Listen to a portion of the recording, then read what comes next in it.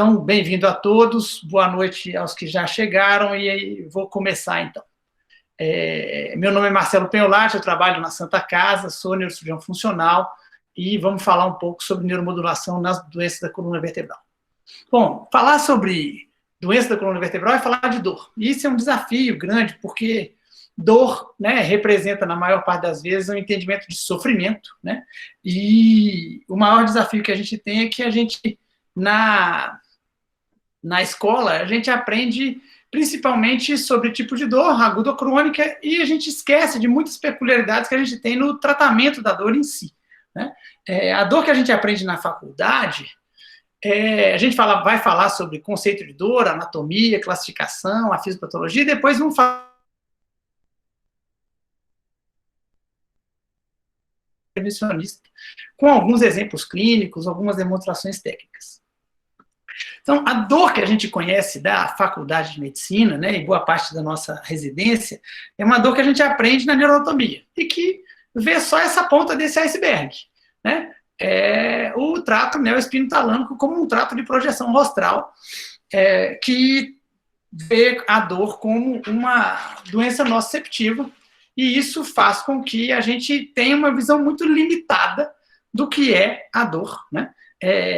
Ela, anatomicamente, ela passa por esses outros mínimos, né? 6 tratos de projeção rostral que vão fazer toda a progressão ou o entendimento que a dor representa para o nosso tratamento, que envolve emoção, envolve ficar mais alerta, alterações de automatismo, neuroendócrino, neurovegetativas, a própria agressividade relacionada à dor e outras alterações como o comportamento, a memória, a vocalização, e ainda tem um componente de dor visceral para poder analisar. Então, a gente, pensando somente nesses 6 tipos de projeção rostral que a gente tem para a dor, numa análise fatorial, né, teríamos 720 combinações. Isso faz com que a gente tenha uma restrição muito pequena, uma restrição muito grande do tipo que a gente classifica a dor para a imensidão que é o fenômeno de dor. E isso vai fazer com que a gente leve a um diagnóstico, né, essa análise combinada de mais de 720 possibilidades, a um diagnóstico. Então, a gente não está falando de um diagnóstico só, mas de mais de 500, talvez, né, nessa visão, e envolvendo diagnóstico para um tratamento. E a gente vai definir aqui 5, 6, 10 tipos de tratamento no máximo, né, sendo que a gente vai ter aí uma miríade de diagnósticos bem variados. Então, o que a gente entende, né, para que a gente possa classificar essa dor, levando em conta esses tratos de projeção rostral, a gente classifica a dor sobre o tempo, né, a dor crônica, uma dor que persiste além do tempo habitual, ou seja, mais ou menos o que se define como uma dor que dura mais que 3 meses, essa é a dor crônica. Do ponto de vista fisiopatológico, a dor se divide, a gente divide ela didaticamente em dor nociceptiva e dor neuropática.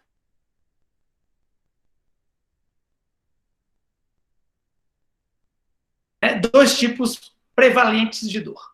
E essa divisão ainda cria uma área cinza entre as duas, que a dor pode ser mais nociceptiva ou mais neuropática, podendo misturar as duas modalidades fisiopatológicas de forma igual, ou seja, ter uma dor mista seria ter uma dor que a mesma quantidade, a mesma intensidade de sintomas nociceptivos, daqueles do trato espinotalâmico, são mais ou menos relacionados com a dor neuropática. O que caracteriza uma dor nociceptiva? E aí a gente já subdivide ela em 2 tipos, uma dor somática visceral, uma dor somática ou uma dor visceral, né? A dor somática seria uma dor bem localizada, latejante. Esse é um resumo que o Plínio, lá do grupo do Gilberto, e agora fazemos parte do mesmo grupo, né, deu, e a gente juntou e organizou um pouco mais esses slides, então tenho que agradecer ao Plínio pela formação desses slides inicialmente. Então, uma dor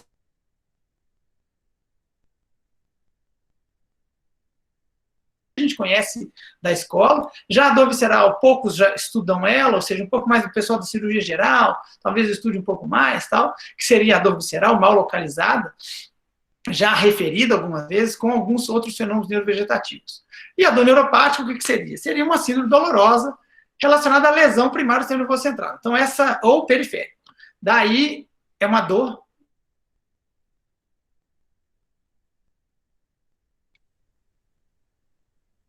nossa conversa, né, daquela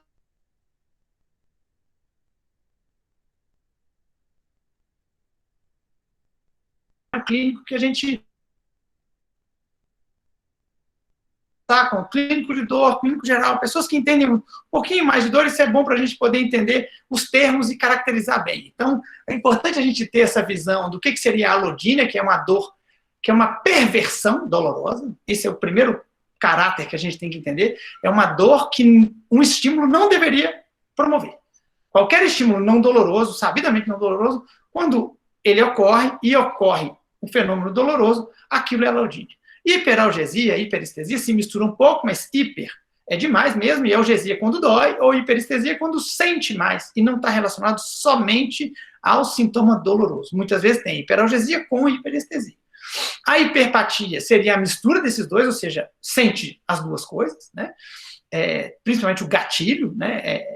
A causalgia seria uma caracterização mais próxima da clínica da dor neuropática, ou seja, resume bem que teria queimação, alodínia, hiperpatia por lesão neural, e a dor central seria a dor iniciada, né, por lesão primária do sistema nervoso central, ou seja, aí já é mais neuroanatômico do que neurofisiológico.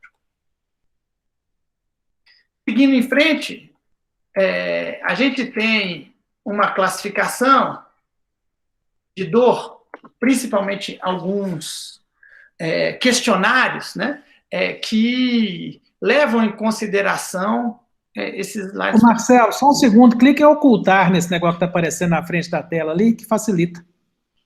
Isso. Mas aí sumiu para mim. Aí sumiu o meu slide. Eu não estou vendo slide nenhum mais.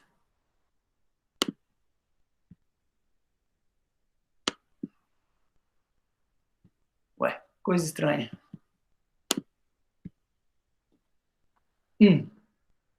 E aqui, esse slide sumiu, esse slide sumiu. Eu tinha alguns slides que mostravam uma seleção de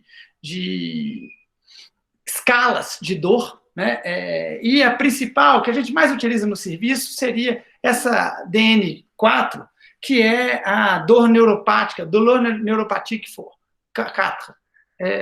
Meus slides estão sumindo, vocês estão conseguindo ver? Bom, acho que eu vou pular para frente. O slide está aparecendo, a gente está vendo aqui, neuromodulação. Não, mas vários pularam. Vários pularam. Pode voltar, olha. A gente teria que passar um caso clínico aqui, ó. Esse daqui, tá certo? Esses são os questionários que a gente costuma relacionar como possíveis, né, para utilização. Esses, vocês estão vendo agora? Estamos vendo. Perfeito. Esses que estão em branco são os que já têm tradução para a língua portuguesa já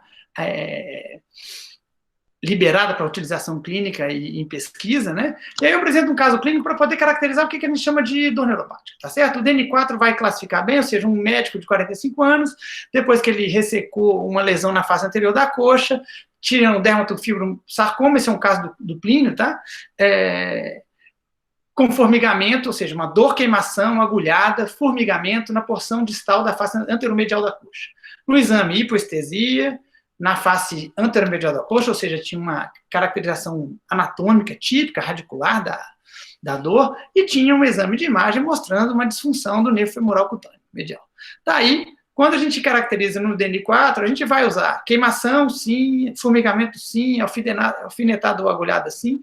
Isso vai gerando um grau de sensibilidade e especificidade para esse formulário que é caracterizado como um dos melhores, para que a gente consiga tomar decisão clínica. Eu não estou falando que eu me baseio somente na escala, mas esses dados, queimação, formigamento, alfinetada, hipoestesia, são dados que são extremamente úteis na caracterização clínica da dor neuropática. E aí a gente volta para aquela análise combinatória que eu estava falando, né? E pensar que dor pode vir a ser um modelo matemático para tratamento, né? cheguei até, estou discutindo aqui com o pessoal da UFMG, para a gente gerar um algoritmo de inteligência artificial. Tive uma reunião essa semana com uma especialista em computação, para a gente tentar fazer com que essas escalas, né, e algumas classificações nos traga algum tipo de pensamento um pouco mais objetivo, porque a gente trata a dor de uma forma muito subjetiva, e essa é a maior crítica que a gente tem quando trata de dor. Há pouco tempo atrás, quando eu comecei a tratar de dor, quando eu falava que eu estava estudando dor, eu estava aprendendo um pouco de clínica de dor, boa parte dos neurocirurgiões me olhava com aquela cara assim, o quê? Esse cara, então, vai começar a picaretar, né? Porque tinha essa história antes, e eu acho que já mudou muito, né? A gente entende hoje que a dor é uma subespecialidade da medicina e ganhou muito espaço, né? Principalmente com novas terapias, que é o que a gente está falando hoje. Então, já falando, né, da clínica, da fisiopatologia, da classificação, enquanto a gente não tem ainda esse modelo, né, de inteligência artificial ou alguma coisa que seja mais estruturada, eu vou mostrar um pouco da minha forma de pensar e o que a gente tem praticado lá, que eu aprendi, muito do que eu aprendi com o Dr. Gervásio, aqui da Santa Casa. Bom, então, a neuromodulação é uma área da medicina que altera elétrica ou quimicamente a transmissão do sistema nervoso central ou periférico pela implantação de dispositivo ou até para lesão de algumas dessas áreas, né, para aumentar o tom de atividade neuronal e da rede neuronal produzindo algum efeito terapêutico. Tá? A principal terapia para a gente chamar de neuromodulação, a gente hoje entende que tratar dor é neuromodular, independente se a gente está colocando um dispositivo elétrico, se está colocando uma bomba de fármaco na medula do paciente, ou se está fazendo algum grau de ablação periférica. Tudo é um pouco de neuromodulação, porque a gente não lesa de forma completa, ou a gente não altera a anatomia de forma completa. Então, a terapia medicamentosa vamos falar assim, a maior parte do iceberg. Essa imagem é só para mostrar o que é um iceberg de cabeça para baixo, né? A parte branquinha aqui é quando ele aumenta a quantidade de oxigênio na superfície e ele fica com essa parte branquinha. Normalmente ele tem esse aspecto bonito aí, parece um diamante negro, né? Não aquele que a gente morde, mas um gelo, né? Preto, né? Isso é uma foto de um iceberg, então. O tratamento conservador é a principal forma de tratamento da dor nas doenças da patologia da coluna vertebral. É importante a gente entender que dar remédio, conduzir clinicamente com fisioterapia e medidas não medicamentosas e não invasivas é a principal parte do tratamento e ela não vai deixar de existir nunca. Então, eu estou gastando um tempo aqui para poder falar para neurocirurgiões em geral e cirurgiões de coluna, na maior parte dos que estão assistindo, que tem que aprender um pouco de farmacocinética, farmacodinâmica e um pouco de clínica médica mesmo, de clínica de dor, para poder acompanhar o tratamento. Eu não estou falando que eu faço isso na maior parte das vezes, não. Eu passo essa função para o clínico de dor. Mas a gente tem que entender para poder interagir. Daí vamos para a parte que interessa a gente, né, que é cortar, furar e fazer as coisas que a gente costuma fazer. Então a gente divide, né, da parte de neuromodulação, métodos ablativos e outros métodos não ablativos, que seria a bomba e a neuroestimulação elétrica. Dentro dos métodos ablativos, a gente tem esses três: a derivação, que vai falar, né, um pouco da ablação química, a risotomia, que seria tanto percutânea como microcirúrgica, e a cordotomia. Eu vou para o mais difícil, primeiro vou falar do último, tá, da cordotomia, que é o mais raro, a gente vai para o que dá mais ênfase para aquilo que é mais importante mais para frente. A cordotomia, ela está reservada principalmente para pacientes que têm uma expectativa de vida menor que 6 meses, essencialmente uma dor oncológica, uma dor mista na sua característica, levando aquela caracterização que eu tinha passado no início. Então, aqui está um exemplo de um paciente de 56 anos, que tinha uma dor no andar inferior do abdômen, na pelve, tinha uma invasão intensa, imensa, no quadril e no flanco do lado direito, uma dor que levava a ter algum grau de déficit motor na perna direita, e a gente optou pela expectativa baixa de vida dela, ou seja, a gente sabia que o prognóstico oncológico dela era muito limitado, ela podia durar um pouquinho mais de 6 meses, 1 ano, alguma coisa assim, mas a gente sabia que tinha uma expectativa pela oncologia que era mais restrita. O paciente já com alguma limitação, né, até do ponto de vista de nutricional, né, e a ideia era promover alívio de dor para ter respeito, né, com a progressão da doença, né, e com o paciente para que ele parasse de sofrer tanto de dor. Então, a gente propôs, então, fazer uma cordotomia. Essa cordotomia foi uma cordotomia baixa, C5, C6, por via anterior. A gente está vendo a agulha entrando entre o disco, né, C5, C6, atravessando, né, o saco dural, o cantinho da medula aqui, né, do saco dural, ela vai progredindo, a gente procura ela um pouco mais para o lado, fugindo, né, da parte anterior da medula, porque a gente podia deixá-la paraplégica por lesar a artéria anterior da medula, e a partir daí a gente vai chegando a agulha atrás e chega a agulha de novo um pouquinho mais para o centro e vai fazendo testes com 75 Hz, né, ou 5 Hz, para poder tentar ver a resposta motora e sensitiva. Com esse ponto aqui, a gente conseguiu ver que a paciente sentia parestesia na área afetada, ou seja, do ombro para baixo, né? Com dormência, um pinicamento. Clinicamente, a paciente acordada, a gente funciona aqui, é difícil de atravessar o espaço entre um disco e outro, tem que ser uma agulha calibrosa no início e depois passa com o eletrodo por dentro dessa agulha calibrosa.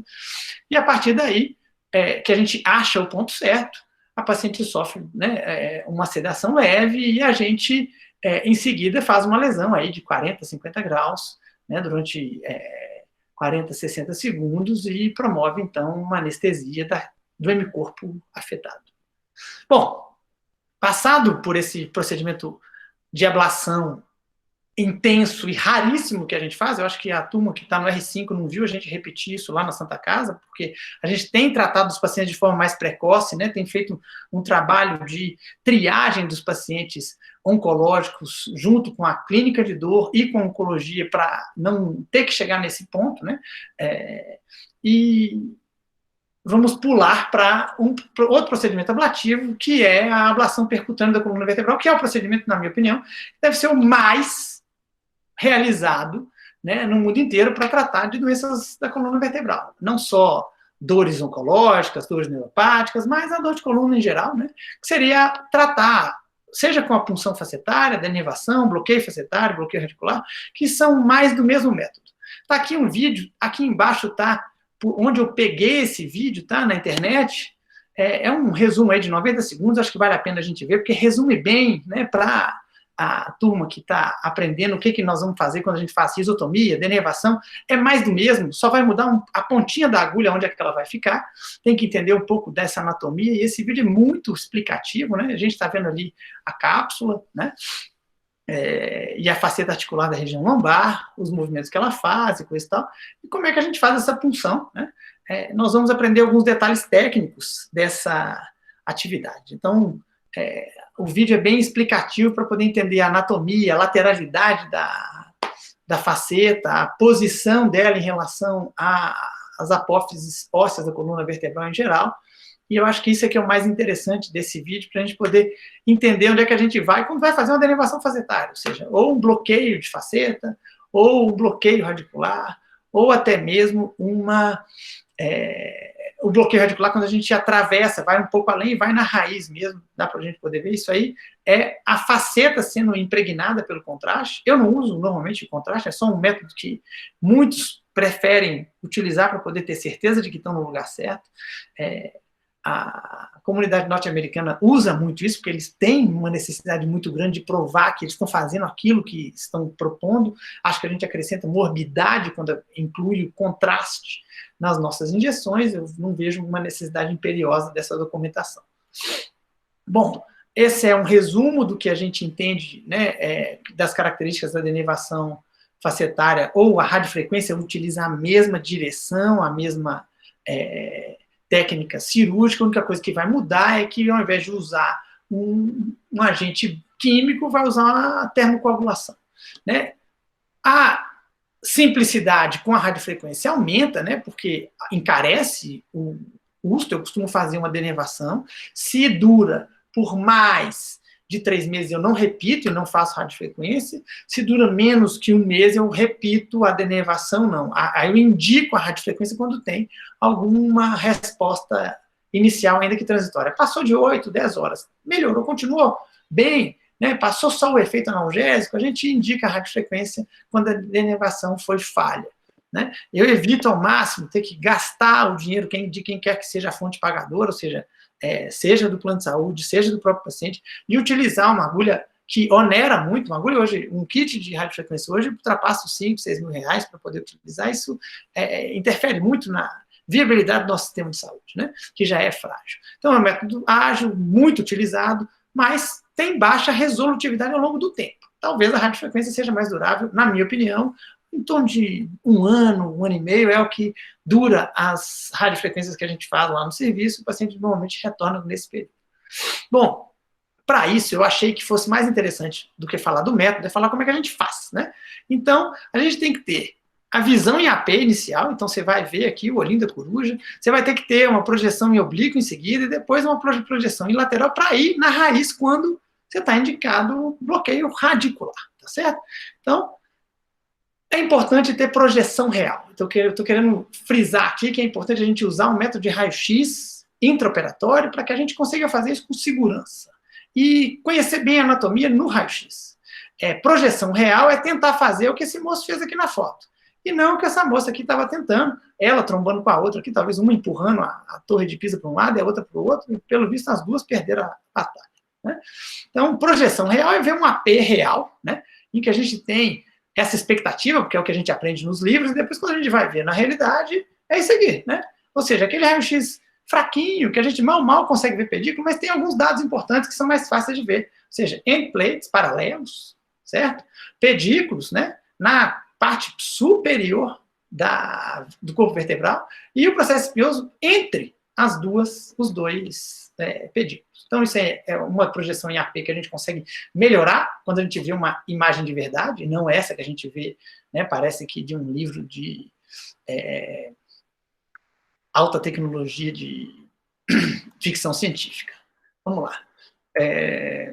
Em perfil, a mesma coisa, utilizar endplates paralelos, né? Você vê a parte aqui dos pedículos, né, sobreposta, a gente não vai ver uma sombra aqui e uma outra sombrinha aqui, isso é importante, você tentar ver, né, o forame de forma livre, né, outra característica interessante, né, e depois a gente vê o cachorrinho lá, que a gente vê a orelha, das coisas mais difíceis a gente mostrar no bloco, é fazer esse desenho aqui na caneta, ou lá na tela, que a gente não pode rabiscar a tela do todo intensificador de imagem, imagina ele ia estar todo rabiscado ou pelo menos arranhado, né? Então a gente tem que tentar ver esse cachorrinho aí para poder ir na faceta e depois tentar ir ou na raiz ou na faceta, ou na raiz ou na faceta, tá certo? Então, projeções reais. Daí, para que a gente consiga entender quando é que a gente vai na raiz, quando é que a gente vai na faceta, né? E quando a gente faz essa projeção real, e quando a gente utiliza meio de contraste para fazer um bloqueio radicular, você está indo só para fazer um bloqueio radicular no paciente, acho que é interessante, talvez, pensar em fazer a injeção de contraste para ver o contraste descendo na raiz, a gente ter certinho, né, a visualização do contraste nas duas, né, raízes bonitinhas ali, quando a gente vai fazer. A nossa técnica no serviço é feita da seguinte forma: quando a gente vai fazer uma denervação, quem quiser me interromper, fazer alguma pergunta prática, técnica, fica à vontade, tá? Estou vendo que o doutor Fábio Santana está aí, é das pessoas que têm maior experiência no Brasil desse tipo de procedimento, então fica à vontade de interferir aí e me corrigir, tá, doutor Fábio? Na nossa técnica de denervação, eu uso regularmente 1 ml de álcool absoluto em cada faceta, tá? Nessa hora, eu não preciso, né? Eu preciso do paciente estar sedado, porque dói quando a gente injeta o álcool. Da mesma forma que dói quando a gente faz a lesão de 80 graus por 80 segundos para cada faceta, né? Em seguida da lesão, aí sim eu faço uma infusão de um anestésico, né? Eu uso primeiro o agente destruidor para depois dar um agente, é o contrário do que a gente costuma fazer na incisão de pele, que a gente anestesia e depois faz a incisão. Aqui a gente seda o paciente, faz a lesão e em seguida faz um bloqueio, porque o bloqueio tem que durar além né? Ele tem que durar ali algumas horas. Normalmente eu faço com ropivacaína, que tem uma segurança para infusão. Se a gente tiver uma infusão errática na corrente sanguínea do paciente, ou seja, ou veia, ou artériazinha que está ali por perto, e fazer uma infusão de ropivacaína é muito menos arriscado de se fazer do que quando a gente faz com a ropivacaína, se a gente faz com BUP, né, ou com xilo, 10 a 10% em cada faceta e depois em cada forame. Bom, passada essa parte da ablação, né, vamos pular, então, para a parte de que todos nós entendíamos ou compreendíamos como a área da medicina que faz mesmo a neuromodulação. É a neuromodulação mais nobre, vamos falar assim, ou mais cara, né? Então, a gente tem que dar mais ênfase ao que eu falei primeiro, ou seja, a terapia conservadora, depois as ablações que vão levar a controle de dor lombar, controle de sintomas dolorosos da coluna vertebral, e vão passar, então, agora para a bomba de infusão, ou seja, a bomba de infusão se caracteriza pela indicação, principalmente pela dor nociceptiva, né?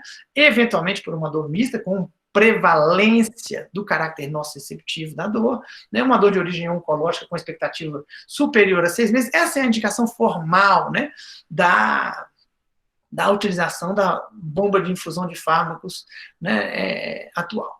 E na doença degenerativa da coluna, por que não? Por que não a gente utilizar um método modulatório para controle de dor que tenha um predomínio nociceptivo? Você acha que o paciente operou de coluna, ele não tem radiculopatia, ele tem dor lombar, ele tem dor nas costas, ele tem uma dor crônica que já tem anos que ninguém resolve, está todo atrodesado, e uma das coisas que a gente faz é fazer um teste, né, para uso de morfina intratecal, principalmente no SUS, porque a gente não tem um recurso de utilização de estimulação medular no SUS, seria uma primeira opção, porque a gente consegue ter um Feyerbeck síndrome mais eficaz quando a gente utiliza a estimulação medular, mas muitas vezes a gente, na prática privada, né, convênios e particulares, a gente acaba utilizando as duas coisas, ou seja, leva o paciente para estimulação e muitas vezes tem que usar ainda a bomba de infusão para controle de dor crônica grave na coluna vertebral. Então, estou explicando o meu jeito de pensar, né, e a forma com que a gente conduz essas patologias da doença, as patologias da coluna vertebral, principalmente no caráter dor. Uma última indicação, né, que eu acho que é tema de uma outra aula, é motivo da gente fazer um outro webinar, tal, é falar sobre espasticidade e sequelas de outras doenças neurológicas, né, na utilização do baclofeno intratecal. Mais uma vez, eu acho que aí nós vamos para o detalhe técnico aqui, como é que ela é feita. Vamos lá. Por enquanto está tudo bem, queria ter pelo menos um feedback, está todo mundo ouvindo, se eu estou falando sozinho, porque eu estou vendo muito pouco aqui de barulho e tal, está todo mundo com o microfone fechado. Tudo tranquilo, Marcelo. Então tá bom. Estamos te ouvindo, estamos te ouvindo, Penelite. Tá bonitão. Sim, obrigado. Como detalhe técnico, é obrigatório que a gente, na bomba de infusão, né, a gente utilize a radioscopia para a gente definir exatamente o ponto onde a gente vai deixar a ponta do catéter, principalmente para deixar uma especificidade maior do controle da dor, já que a ponta do catéter é onde o maior volume de fármaco vai ficar, vai ser absorvido pela medula, apesar de existir uma circulação no líquor, né? Existem já diversos trabalhos que mostram que existe uma preferência, vamos falar assim, do fármaco na atuação daqueles níveis onde estão a ponta do catéter. Então, normalmente a gente vai, né, deixar a ponta do catéter para membro inferior entre T11 e T12, para membros superiores em membros em C6 e C7, e para distonias, né, para baclofeno em C2. Então, a técnica é entrar com a agulha, né, no espaço tecal, né, no espaço intradural, e introduzir o catéter até onde a gente está definindo. Esses slides são do Dr. Gilberto, né, que é a experiência maior que a gente tem aqui em Belo Horizonte para o Dr. Gilberto Fonseca, para a utilização de bombas de infusão no nosso meio. Deixa eu ver se eu consigo rodar esse vídeo.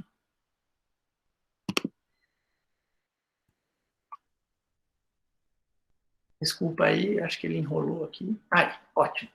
Então, a gente está vendo aí a punção, né, a área de punção. Deixa eu passar para frente de novo. Então, o Dr. Gilberto nos autorizou a utilizar esse vídeo para mostrar a forma com que se faz essa punção.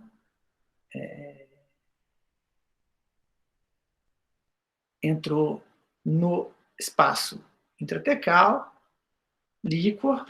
A partir daí, confirmou que tem o líquor no local, você vai tirar a agulha ou subir com a ponta do catéter até aquele espaço, né? T11 e T12 para lombar, em membros inferiores, C6 e C7 para membros superiores e frandistonia mais alto, né? C2. Daí você coloca essa borboletinha, que a gente é uma âncora que a gente vai deixar aqui, tem que colocar a âncora antes de tunelizar, isso é um importante detalhe técnico, senão você tuneliza, não tem mais jeito de botar a âncora, tem que puxar de volta, né? Depois, a conexão é feita com o catéter espinhal. Ah, não, esse aí ainda é feita a ancoragem, né? Ou seja, como é que ela é feita a ancoragem. Lembrar de fazer isso antes de tunelizar, certo? A largagem da bomba é feita, então, da âncora é feita, então, sob visão direta, né? Depois a gente faz a tunelização, ancora isso aí com prolene 3 zeros, né? Ou 2 zeros. É importante ancorar, porque o catéter migra, já tive alguns casos em que, apesar de ancorado, o catéter desceu, voltou, tá? Então tem que deixar e confirmar depois que ancorou, que está funcionando bem, que está gotejando, e a partir daí, tuneliza e conecta com a bomba, que vai ser colocada habitualmente na região do flanco, do lado de preferência oposto a onde o paciente dorme, ou seja, decúbito lateral, contrário ao jeito de a gente operar. Bom, vamos apresentar agora um dos dados que o doutor Júlio levantou para a gente nos últimos dias, né? O doutor Júlio é nosso neurocirurgião funcional, agora que está indo para Cleveland, Júlio César Almeida, que terminou a residência agora esse ano de 2019, e tem a perspectiva, se o mundo não roubar ele da Santa Casa, dele voltar para trabalhar com a gente aqui em Belo Horizonte, ampliando o nosso serviço. Então, ele levantou nos últimos dias, né, de 2014 a 2020, né, quase 400 cirurgias de coluna, 70% cervical, 60 degenerativas, com 78... Isso é só artrodese, tá? Não foram só cirurgias de coluna, foram artrodeses, tá certo? Essa é a característica do nosso serviço. Eu estou querendo mostrar a dimensão do que é o que a gente fez, né? Ou seja, para chegar a implante de bombas, que foi 10% dos casos, né? Então, a indicação de bomba é ainda uma coisa muito restrita no nosso meio, né? Essa é a casuística que a gente apresenta, né? Com a faixa etária, né? A boa parte dessa turma que está aqui entre 0 e 30 anos é a turma do baclofeno, né? Com uma referência boa que a gente criou com o pessoal da ortopedia lá do Hospital da Baleia.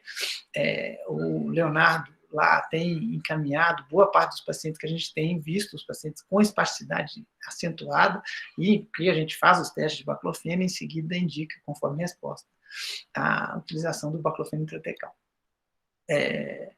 Tá aí, então, a nossa divisão, né, o predomínio já de dor já começa, né? Se a gente tinha uma ênfase maior de indicar essa cirurgia de bomba para os pacientes com espasticidade, mas a dor vai tomando conta de um jeito que é grande, né? Principal indicação hoje em dia já é de pós-laminectomia artrodese, né? Com essa distribuição etária, ou seja, a gente vê que tem, né, um predomínio dos pacientes com mais de 40 anos. Bom, pulando para o próximo passo, né? Ou seja, o nosso último item. Bruno, eu tenho ainda quanto tempo? Por favor. Mais uns 10 minutos, né? Então, voltando, né, ao nosso modelo da aula que a gente tinha pensado, falando sobre a estimulação medular, que seria o último nível, né, ou um nível associado de maior complexidade, e até complexidade para a compreensão dos nossos pacientes, porque quando você está com a bomba implantada e a morfina está lá sendo injetada, o paciente vai entender que se a gente aumenta a concentração de morfina intratecal, ele está tomando mais comprimidos, né, mas para entendimento, para compreensão da neuroestimulação para o paciente com baixo índice de escolaridade, isso passa a ser um um desafio, porque o paciente muitas vezes a gente vai perguntar, você está sentindo? Ele vai falar, estou sentindo dor, doutor. Só que ele tem que sentir o estímulo, né, quando o aparelho está implantado, né? Aí tem mais um videozinho aqui que vai reproduzir bem o que é o funcionamento da neuroestimulação. To an area near your spine. Deixa eu tirar. Eu não sei se o vídeo vai aparecer. Minha voz continua? Continua. Esse é o modelo da neuroestimulação, né?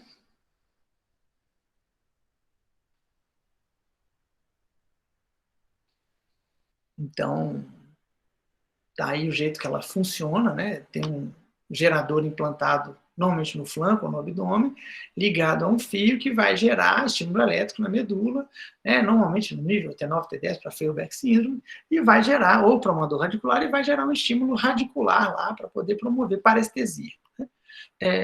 O modelo de indicação para esse tipo de terapia é a dor neuropática. Estou colocando isso de forma bem didática para que a gente consiga entender, né, como é que a gente hoje pensa o jeito de escolher o tratamento. Então, dor nociceptiva ou uma dor mista com predomínio nociceptivo, bomba.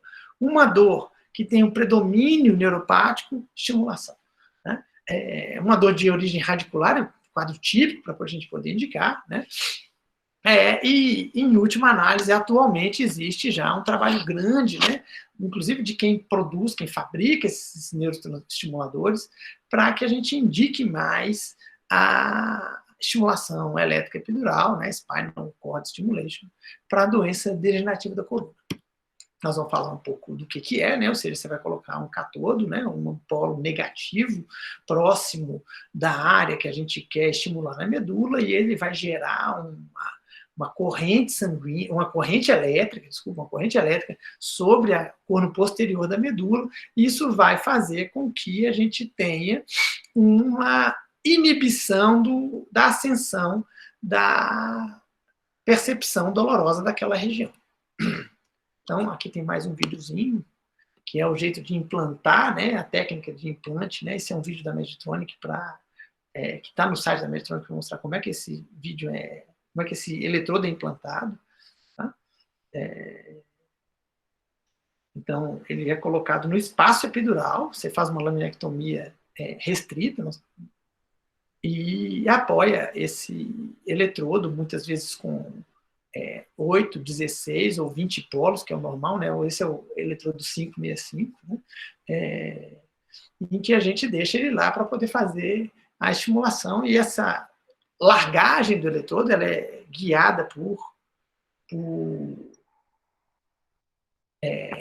radioscopia, e esse era um algoritmo que a gente utilizava no passado, é o que muitos serviços do mundo inteiro utilizam, ou seja, tem o diagnóstico, aqueles que eu falei atrás, seleciona o paciente, aí você coloca o eletrodo como fase de teste, vê se funciona, e aí você escolhe o sistema para ir para uma segunda fase em que você vai colocar o gerador, né? E colocando uma ênfase grande na interação médico-paciente. Esse era o algoritmo que a gente utilizava no passado, né? Hoje em dia tem vários sistemas, né, no mundo. Isso começou com a Medtronic, né? Depois tanto a Abbott como a Boston desenvolveram produtos que veio a colocar em xeque a hegemonia da Medtronic no mercado, até que um grupo de estudantes de TI desenvolveram um aparelhinho chamado Nevros, né? Senza da Nevro, que desbancou as 3 maiores empresas de neuromodulação do planeta, colocando essa empresa como a principal opção para neuroestimulação de coluna, né? O que rapidamente foi revertido, principalmente pela Medtronic, quando eles modificaram um pouco do tratamento que seria. Isso aqui já existia, essa briga entre os 3 grandes fabricantes. Eu estou falando isso com a maior isenção possível, essa aula não tem nada de patrocinado e tal. Foi a primeira grande briga, ou seja, quando a gente tinha mudanças de postura do paciente, então quando o paciente se colocava de pé, aumentava a estimulação, e quando o paciente deitado aumentava a estimulação, e quando o paciente ficava de pé, diminuía a estimulação. Então, ele tinha que ter um controlezinho para poder aumentar a estimulação ou diminuir a estimulação, né? Mas para voltar no quadro clínico geral, esse é um quadro típico, tá? De um paciente que tinha uma sequela de uma dor. Esse foi o primeiro paciente que eu coloquei de estimulação medular, decorrente de um tiro na coluna. Ele chegou já com 6 anos dessa bala lá no pedículo, com uma lesão radicular típica, com uma dor e queimação. Eu tenho até o filme com ele falando, eu acho que a gente vai pular para não poder perder o tempo certo, tá? E a partir daí, esse paciente desenvolveu, né, uma dor típica, radicular. Eu vou pular para a gente não mostrar nada. A única coisa que a gente precisava de ver é que realmente a forma com que a gente pode colocar esse eletrodo na coluna seja por via percutânea, ou seja, um eletrodo só, ele tem 8 polos, a gente coloca 2, né? Ou por via laminectomia, em que a gente coloca uma placa com mais de 16 eletrodos. A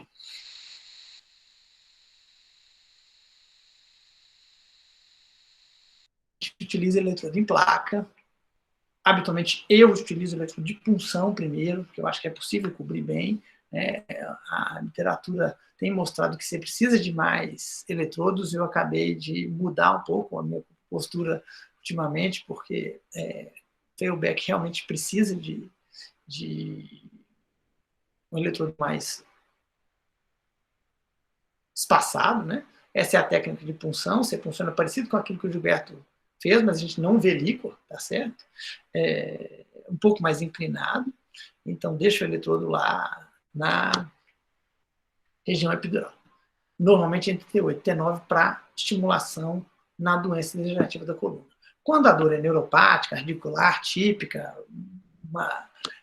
uma dor radicular específica, você vai buscar dentro da coluna o nível certo. Ou seja, se a dor afeta mais L5, você vai buscar na coluna um nível um pouco mais baixo, né? Abaixo de T9 e T10, vai deixar a ponta do eletrodo em torno de T10, T11, para você estimular toda a região que vai afetar a medula naquela região da raiz L5, assim, né?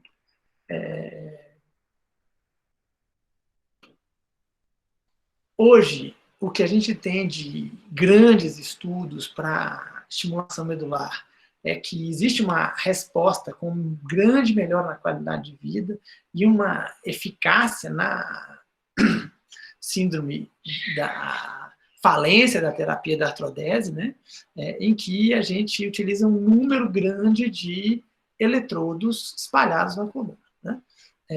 A resposta é maior quando a gente utiliza um maior número de eletrodos. Isso mostra que de polos, isso mostra que muitas vezes a gente precisa de eletrodos e de sistemas que são recarregáveis. É uma outra tendência natural, é que a gente utiliza eletrodos de placa e geradores que são recarregáveis, porque a gente utiliza uma grande carga quanto mais polos a gente deixa ativo.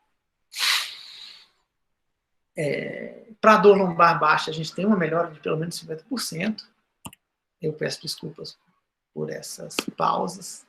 É difícil estimular a região lombar para Feuerbeck síndrome, porque normalmente as fibras lombares estão muito baixas, tá? E você utiliza uma grande carga, certo? A gente tem líquor ainda, a espessura do líquor nessa região é maior, né? E a gente tem um limiar de dor grande, então a gente tem que deixar bem próximo da linha média para que a gente não chegue na raiz e o paciente sinta dormência na região do flanco, né, na região do tronco, né? Apesar disso, tem sido mostrado grandes estudos com uma resposta grande desde o século passado, né? Em 98 já tinha a demonstração de sucesso. O que tem de novo nisso? Ou seja, usar, ao invés de só uma estimulação que a gente chama de alta frequência, mas uma estimulação de muito alta frequência.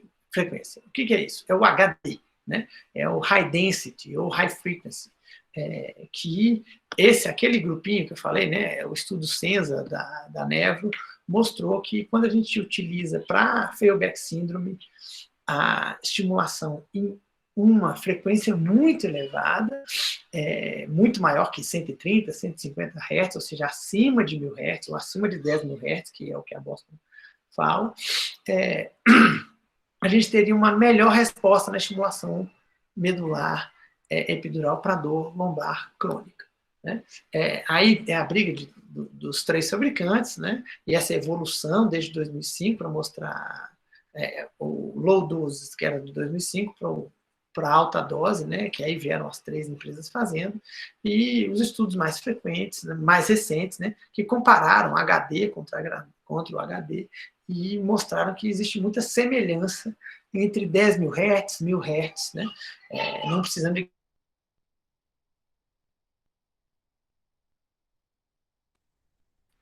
dentro do que a gente tinha de proposta, né, de explicação em geral, acho que a gente já chegou no nosso limite, né, até de tempo, eu acho. O que eu gostaria de citar é que a ideia, quando a gente fala sobre neuromodulação, a gente tentar não só tratar do paciente com dor, mas também ver para onde que ele quer ir quando ele estiver sem dor. Então, é importante a gente tentar fazer com que o paciente perceba menos ou se sinta mais dono do tratamento, né? Em que ele não quer só ficar sem dor, mas que ele quer melhorar o jeito de viver dele. Então, o que ele quer vir a fazer? Se é fazer uma caminhada, se é deixar de ser sedentário, se é passar a brincar com as crianças, se é passar a suportar ficar um pouco mais de tempo no carro, que ele tem que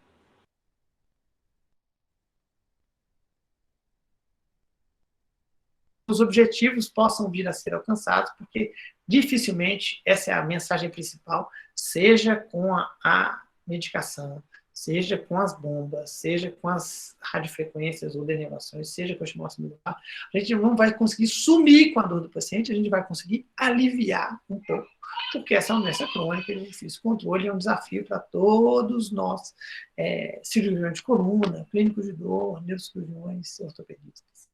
Bom, era isso que eu queria apresentar. A gente ainda tem como complicações, né, migração, né, não só do catéter, como do eletrodo, aí de 3% a 30%, a falha da resposta, até 10%, né, hematoma, seroma, chegando a 10% dos casos, ou seja, a gente tem que lembrar que esses procedimentos já invasivos, né, seja a bomba como a neurostimulação, eles têm uma taxa de complicação alta, como eu já mostrei lá para trás. Perguntas, fiquem à vontade.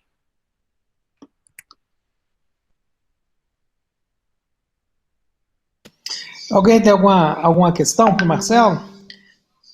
O Marcelo, eu acho interessante porque eu trabalhei com coluna no período que a gente não tinha muita coisa de regulação, né? E agora a gente mudou muito a perspectiva disso, né? Então, acho que é interessante essa mudança no jeito que a coisa é tratada, e a gente acompanha isso de longe, é muito interessante. Certo. Marcelo, posso fazer uma pergunta? Claro, fica à vontade. Marcelo, primeiro, parabéns pela aula, foi excelente. Você ajuda bastante a gente. Tem alguns casos de Pfeilberg Syndrome que são realmente um transtorno para o cirurgião de coluna, e que é bom ter alguém na equipe que faça isso, que nos ajuda no manejo dessas complicações. A minha primeira pergunta é o seguinte: nos casos onde você opta por uma neuromodulação, um estimulador num paciente com Pfeilberg Syndrome, pós uma síndrome pós-minectomia, por exemplo. Primeiro, como é que você começa a fazer essa modulação? Quais são os parâmetros? Porque é muito comum a gente receber esses pacientes de volta e perguntar: doutor, será que não tem jeito de mexer? Tem que conversar, será que pode aumentar, diminuir? E isso, às vezes, a gente fica sem saber. Quem não está acostumado a trabalhar com isso, que não se dedica a isso, fica sem saber. E a segunda pergunta é: quando que você chega no diagnóstico que o seu tratamento com neuromodulação falhou? Quais são os critérios que você usa para isso? E se existe um plano B para a neuromodulação? A gente já sabe que a neuromodulação já é um tratamento de uma falha do tratamento cirúrgico, no caso da Pfeilberg Syndrome. E se teria um plano C, no caso, para esse paciente? Bom, vamos lá.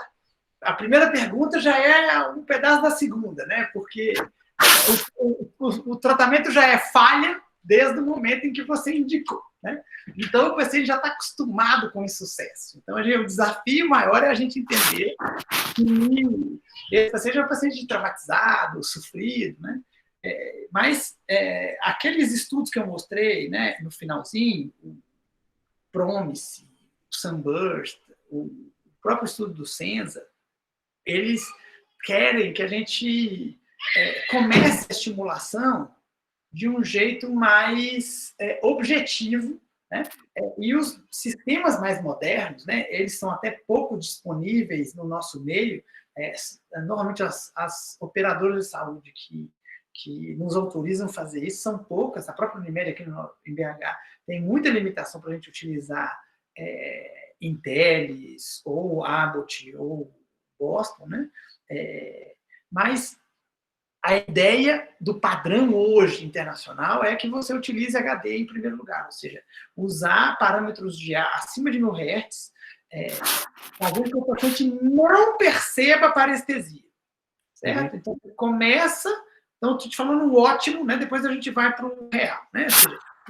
Ou seja, com o estimulador, vamos falar assim, de alto padrão, a gente começaria com estímulos acima de 1000 Hz, em que a gente só faz um testezinho. Nós estamos na área que você costuma sentir, a gente liga o aparelho e fala, cobrindo a região, certo? Então, o paciente está sentindo dormência naquela região. Aí você avisa para ele, olha, a região que você sente dor é a região que você está percebendo estímulo elétrico.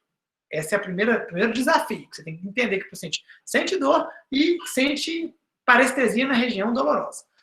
A partir do momento que ele entendeu aquilo, que você está naquela região, eu chamo isso de duas perguntas, né? Você faz a primeira, você está no alvo, e a segunda é para ser respondida ao longo do tempo. Essa segunda pergunta, que é o alívio de dor, no paciente que usa HD, ela passa por uma estratégia que é o seguinte: você aumenta a estimulação a ponto que o paciente não perceba a parestesia. Isso é feito de uma forma que, na neuroestimulação, o paciente com alta frequência ele vai apresentar um alívio de dor depois de 15, 20 dias em que o estímulo está ali, continuamente sendo gerado no corno posterior da medula, naquela área afetada, né? E daí vem mais aquela orientação, ou seja, você mudar a conversa, mesmo que o paciente, se ele for bem sucedido nesse sentido, ele vai esquecer da dor. E essa é a grande jogada, né? Essa é a grande pegada desse método. Só que, voltando para o mundo real, né, a gente sabe que alguns desses estudos mostraram uma falência depois de 3 meses, ou seja, o paciente melhora durante 1 mês e depois volta a ter alguma piora da dor depois de 2, 3 meses de utilização do HD, né? Então, tem várias críticas desses estudos atuais, né, mostrando que esses resultados tinham que se manter ao longo do tempo, e tem alguns estudos mostrando falência, outros não.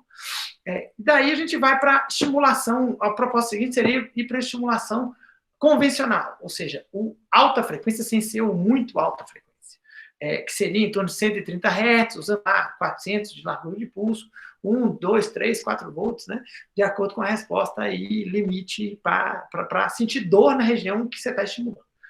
Esses pacientes, eles têm uma expectativa de ter redução na intensidade da dor.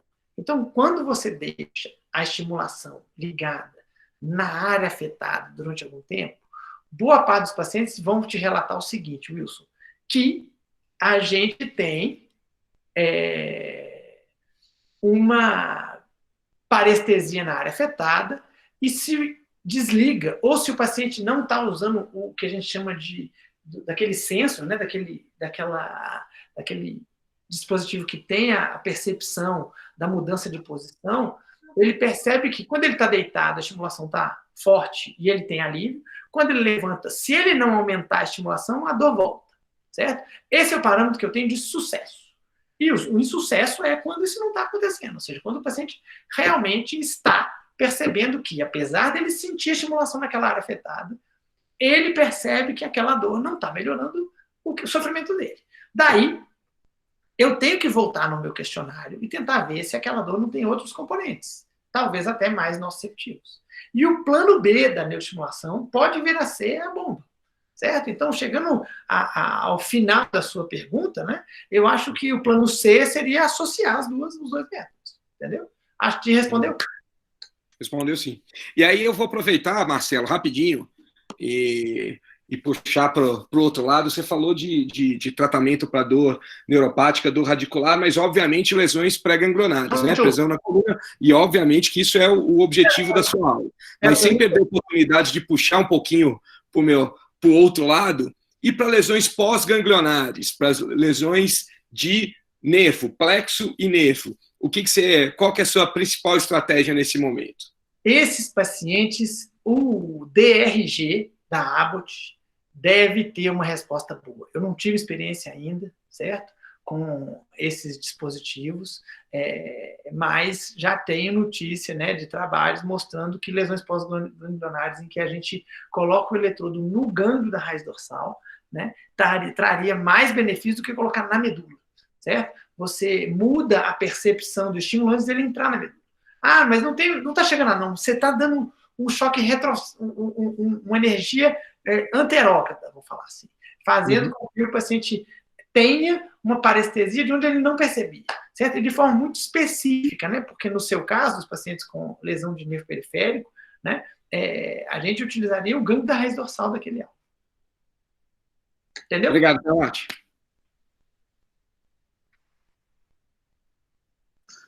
Marcelo, uma pergunta rapidinho. Sim, você acha que, até os outros colegas quiserem opinar também, no paciente que tem uma dor ciática e você vê na ressonância dele que não tem uma compressão, está um pouco limítrofe para a cirurgia, você acha que tem espaço para estimulador direto, paciente sem déficit nenhum, só com a dor? Você acha que depois, no futuro, às vezes com a simplificação do tamanho do gerador, o que você acha disso? Bom, eu acho que a gente tem que pensar do mais simples para o mais complicado. Claro que tem caso a caso, tem pacientes que... Sim, considerando, pensa só, o estimulador com um gerador menor, tecnicamente é mais simples você fazer uma artrodese, por exemplo. Sem dúvida, é isso que eu estou falando, a gente tem que inverter, né? Um pouco do raciocínio, eu estou entendendo a sua pergunta, né? Você está tentando considerar, apesar de mais caro, a cirurgia de laminectomia. Talvez o preço, vamos tentar, assim, pensar, não, agora o preço é muito caro. Assim, aí eu discordo, viu, Rafa? Oi? Sem déficit, sem nada, pô, você plantar um gerador nele ou uma artrodese? Não.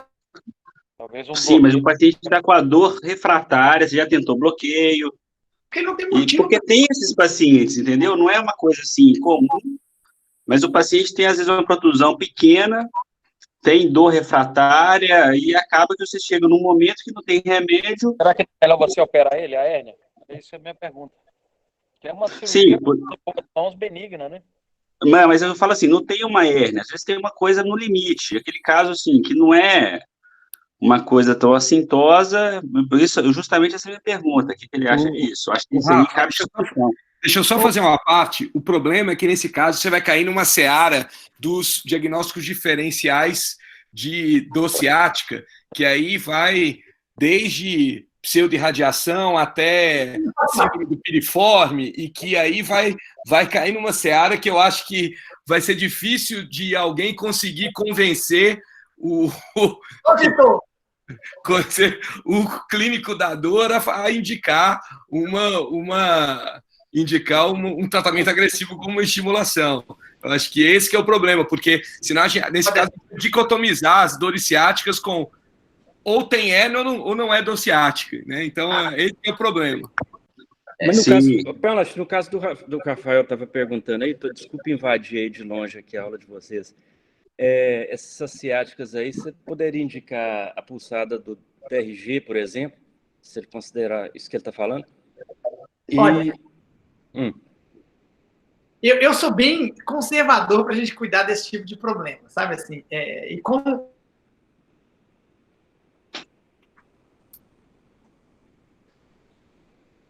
operar as colunas, né, do ponto de vista tradicional, dificilmente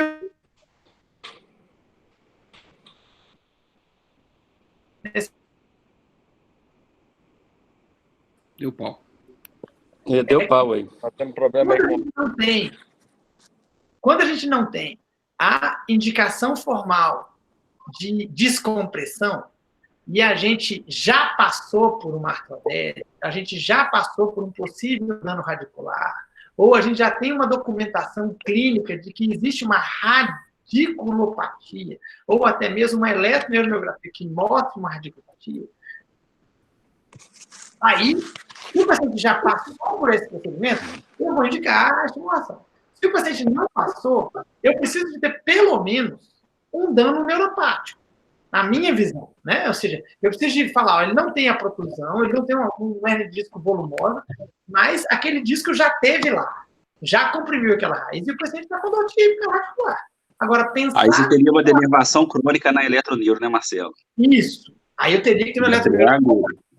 Entendeu? Já, se eu não tenho essa documentação de radiculopatia, indicar a estimulação medular para um fail back syndrome, sem eu ter a fail back surgery, eu não tenho jeito de indicar. Porque a fail back syndrome é quando o paciente já foi operado de coluna. Né? Então, eu não vou poder fazer uma estimulação para fail back syndrome se nem a surgery falhou ainda. Né? O método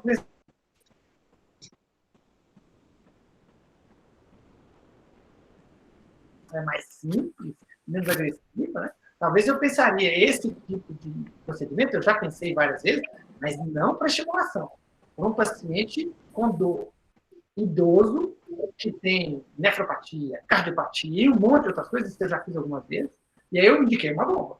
Aí eu consigo, porque ele não tem indicação de fazer artrodese, ou até tem indicação de fazer artrodese, mas a gente não consegue indicar a bomba, não consegue indicar a artrodese, porque o risco é muito alto. É aquele paciente lá de 80 e tantos anos, cardiopata lá. Sim. É? O meu ponto, Marcelo, Rafa e pessoal, é exatamente esse, porque existe inclusive um autor americano chamado Aaron Filler, que, apesar de ser bastante controverso, nos Estados Unidos, por exemplo, ele tem um sem número de seguidores que acreditam que os pacientes com ciática, menos de 2/3 são causados por origem discogênica. Né, por origem discogênica, que a grande maioria deles 4%. Então, acho que para ter esse grau de indicação de um tratamento que hoje ainda é considerado como um plano B, como o Marcelo falou, para uma failed Beckett syndrome, eu acho que vai ser, do ponto de vista ético, jurídico, que a gente tem que pensar muito nisso, bastante complicado. Eu concordo com você, Wilson. Agora, só pensando no futuro, você acha que isso pode virar, ou seja, cair no preço, simplificando, diminuindo o gerador? Pode. Acho que a terapia tem que